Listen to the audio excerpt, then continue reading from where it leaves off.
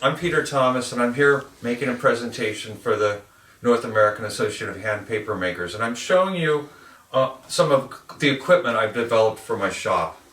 I'm going to start with my water filter. I have an inline water filter. Now these you can buy anywhere in the hardware store, and that runs through all of my water. This has a cartridge that's for sediment. And then here I've made a second filter. It has an on-off switch and a quick release. And what I do when I'm filling the water for my vat or beaker. So this is the quick release for the faucet. I like to use these shower sprays that have a shower attachment because it helps cleaning things up. Then this hooks on here. You can see the features are, it has a shut-off valve. That's my water filter. This has a carbon filter in it. And then this pours the water into the vat, thus giving me, this is a carbon filter, so I get better filtered water for that application. This is the sink. It's made out of a shower pan. You can see the shower drain right here. I use this light grading material on top to keep the drain free to flow. You can see this item, which is a bit of plumbing that attaches to the strainer bag, which catches the pulp as it drains through. There's a second layer of sink down here that the water drains through to go out into the city drain. This machine is a hydropulper. It's used for beating the raw pulp halfway down to get it ready to go into the beater. It would be filled with water, and you can then the pulp would be added. This would be pre-dampened, and you can see it hinges so it moves. It has an on-off switch, and if you look inside, you can see it's got metal blades down there that spin. This is mounted on a motor mounted on a 5-gallon bucket. The design was developed by John Babcock, and this was made by Bob Brown here in Santa Cruz. Now at any point, if I have pulp that I need to drain the water out of for storage, for example, if I wanted to store this freshly beaten or freshly hydropulp, I would use a paint strainer bag. You all know about paint strainer bags. I just wanted to show you my trick for working with a paint strainer bag. I get this trash can from IKEA. I drained holes in the bottom so the water would drain out. And then I took a 5-gallon bucket and drilled holes in the side. Then all I have to do is put the paint strainer bag inside of the 5-gallon bucket, or inside of the IKEA trash can, inside of the 5-gallon bucket.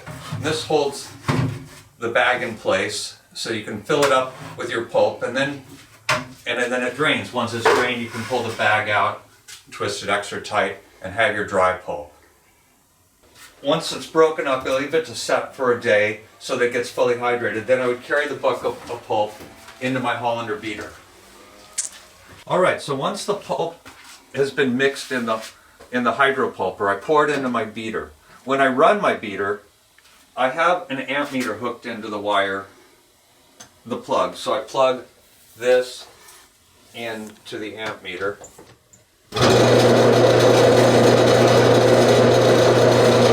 Once the pulp comes out of the Hollander beater, it's brought to the vat. It's diluted with water. The important things about a vat are that you can get your feet underneath the vat so that you can stand close to it, so that your body is well supported while you're making paper. But like you can on the internet see my ergonomics of hand paper making video that talks about the importance of making sure you can bend your knees while you're making paper and that your feet are under the vat.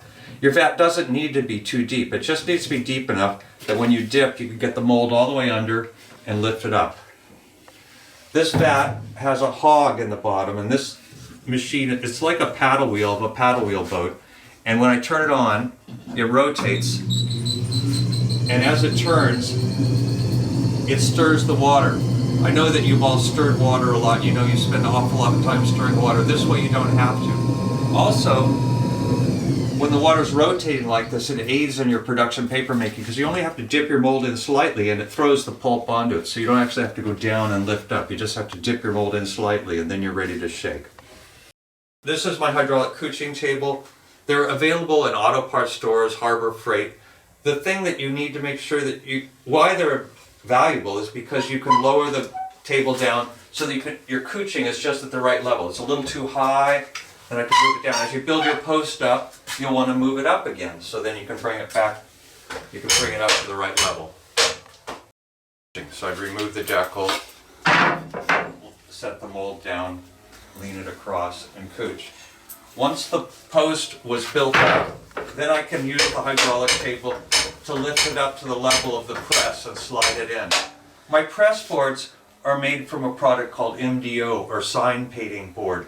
It's plywood that has no voids and is paper covered on both sides. It's water resistant so that it doesn't buckle or leave any fiber residue into your felts. So it's an excellent material to use. Once the paper has been pressed and removed from the felts, then it's dried. And once it's dried, I sometimes use this dry mount press as a way of drying a single sheet of paper. And you could use anything here. I use this aluminum, I found it in a scrapyard.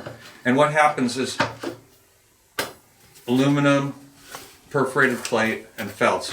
When the heat's on, the moisture is forced down into these cracks, and then if I have a fan, I can blow the moisture out so that it doesn't, the bottom felt just doesn't get soaking. And that's the value of the channelized something at the bottom.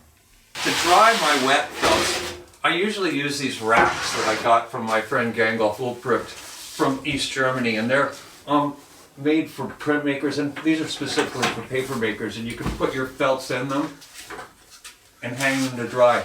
Before I had these racks that Gangolf made, I had made my own, and the way that I did that was I took clothespins and nailed them between these two pieces of wood with some spacers. This did the same job, but it's a little less handy because you have to squeeze the clothespin to open and close them. But this is certainly a way that you could make the same system for yourself. So if I have slow draining pulp, I use my sink as a vacuum table. I just remove this light grating so I get straight down to the sink part, to the drain part. I put a piece of, this is backpacking pad on. This is to create a vacuum. I would leave the decal on, and then I take a piece of plastic and set it on top. Then, instead of having the drain bag on this sink, I plug in the shop vacuum. Put it into the drain hole.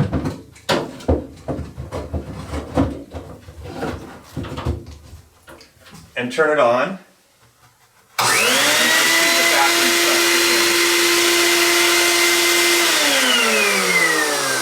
This then will remove enough water that I can then couch the piece of paper without crushing it.